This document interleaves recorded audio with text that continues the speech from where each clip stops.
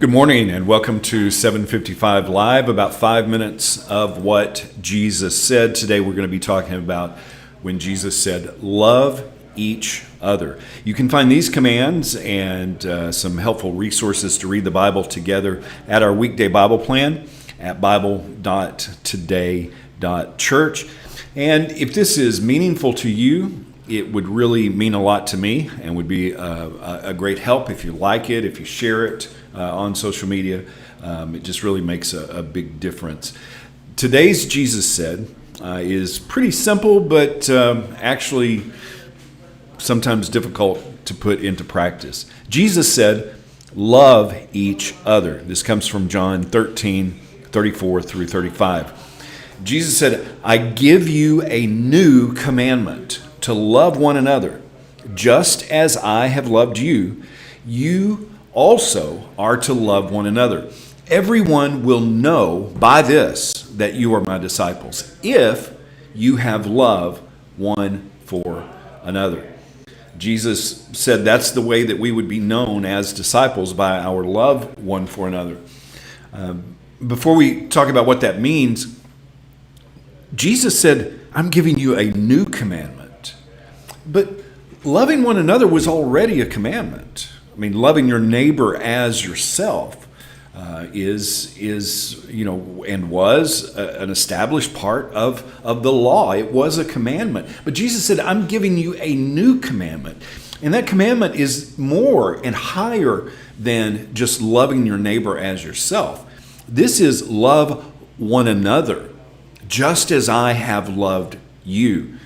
Not loving our neighbor as ourselves, but loving one another as Jesus loves us. The command to love one another is in the New Testament at least 16 times, and it seems so simple. And Jesus said, that's how everyone will know. As I have loved you, love one another. Well, how did Jesus love? Well, let's think of the example of how Jesus loved Judas, who would betray him. How Jesus loved Simon Peter, who would deny him. How Jesus loved Thomas, who wouldn't believe without seeing. But he said, the kind of love that I have shown is how you will show others that you are my disciples. By this will they know. Well, you would think that Jesus commanded us that the world would know who we are by how we compare and judge one another, by our condemnation of each other, by dividing into groups of different beliefs and saying everyone else is wrong.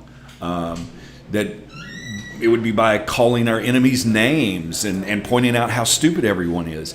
And do we wonder why the world thinks that we don't really have anything to offer? So think about this.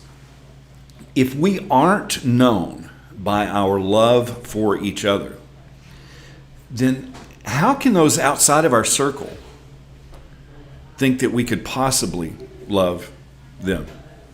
If we're not showing this kind of love, how is the world going to know that we are really his disciples?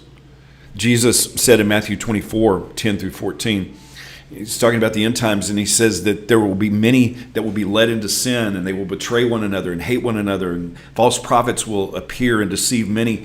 And because of lawlessness, because it will increase so much, the love of many will grow cold. But the person who endures to the end will be saved. Jesus said, love each other. He said, this is how the world will know.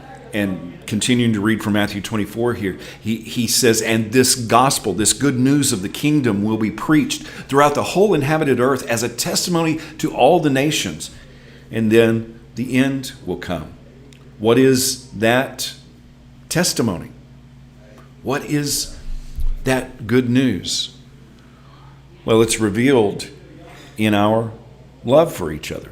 And we can't claim to have the good news about the kingdom if we don't even show the basic examples of what Jesus gave us as proof of who we are as his disciples. A new commandment, Jesus said, I give unto you. Love one another as I have loved you.